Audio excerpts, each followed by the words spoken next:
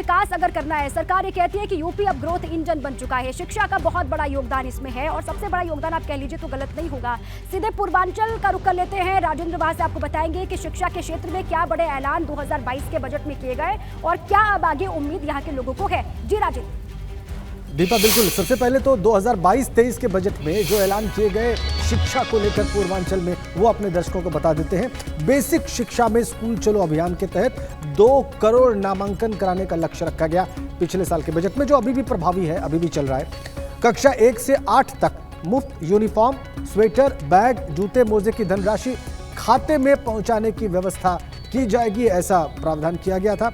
माध्यमिक शिक्षा के तहत 268 नए विद्यालय और 30 बालिका छात्रावास, 30 बालिका हॉस्टल्स बनाने का लक्ष्य था।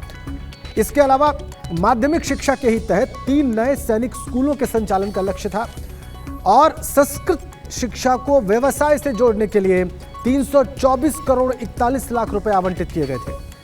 उच्च शिक्षा के लिए प्रदेश में 3 नए राज्य विश्वविद्यालय जो है उनका शिलान्यास करने का लक्ष्य था।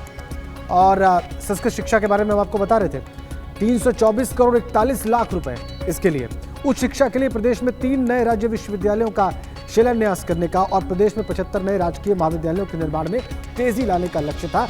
ये 2022-23 के बजट में प्रावधान था। लेकिन इस बार शिक्षा के क्षेत्र में क्या हो सकता है प्रोफेसर यादव जी? देखिए, और संस्थान आ सकते हैं। कोशिश यही की जाएगी कि महिलाओं को, बेटियों को ज़्यादा से ज़्यादा प्रोत्साहन दिया जाए कि वो शिक्षा के स्तर पे आए और स्किल डेवलपमेंट पे भी फोकस किया जा सकता है, क्योंकि कोशिश यही रही जा रही है कि ज़्यादा से ज़्यादा जॉब्स दी जाएं और इंडस्ट्री रेडी लोगों को बनाया जाए। तो ये संस्कृति से जोड़ते हुए साथ ही साथ प्रोग्रेसिव तौर पे लोगों को जॉब्स के लिए रेडी करके स्किल्स प्रोवाइड किए जाएं जो आगे उनको जीवन में महत्व दे, वैसे शिक्षा प्रणाली की कोशिश की जाएगी। ठीक है दीपा, आपने देखा प्रोफेसर यामिनी बता रही कि कैसे स्किल डेवलपमेंट पे जोर रह सकता है और वुमेन एजुकेशन पे जोर रह सकता है। बिल्कुल, और स्किल डेवलपमेंट पर सरकार का जोर हमेशा से रहा है राजेंद्र। और इस बार भी ये कहा जा रहा है कि मेडिकल कॉलेज, जो सरकार का एक सपना है कि हर जिले में एक मेडिकल कॉलेज खोलना है, इसको लेकर भी कितना बजट आवंटित किया जाएगा, इस पर सरकार क्या ऐलान करेगी, इस पर भी हमारी लगातार नजर है।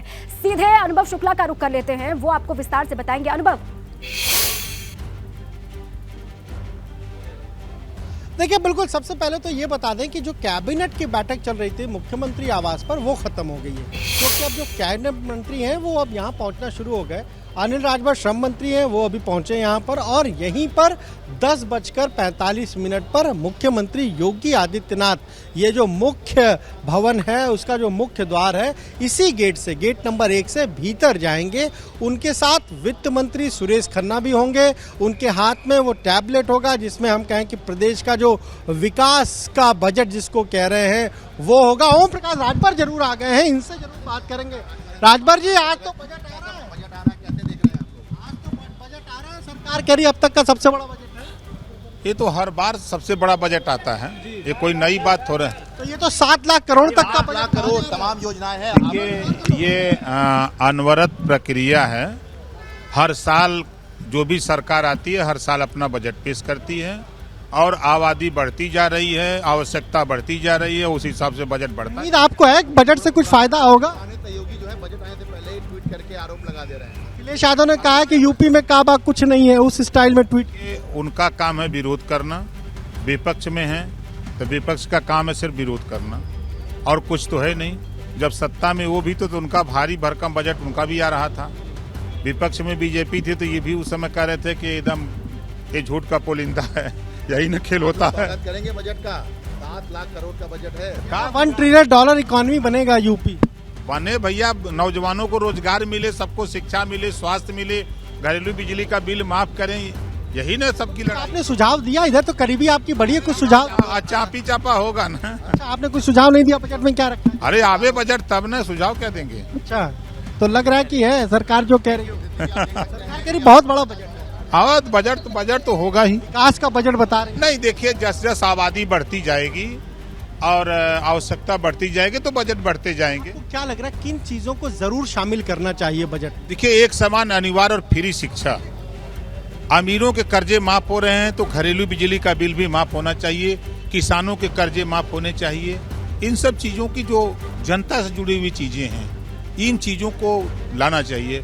सामाजिक न्याय समिति की रिपोर्ट रखे हुए हैं, उसको लागू करना चाहिए। ये सब चीज़ें होना चाहिए। आज आप भी विरोध करेंगे? हम समस्या के लिए लड़ने के लिए आए कि हम विरोध करने आए हैं? देखिए, ओम प्रकाश राजभर साफ तौर पर कह रहे हैं कि जो सामाजिक न्याय समिति की रिपोर्ट है उसे लागू करना चाहिए। अनिवार्य शिक्षा, फ्री शिक्षा, मुफ्त शिक्षा वो होनी चाहिए।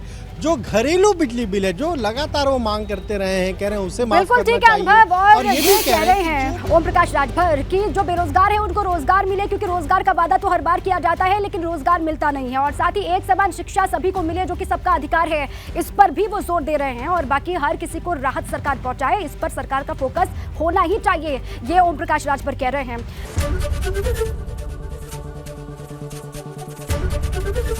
एबीपी गंगा, खबर आपकी, जुबान आपकी।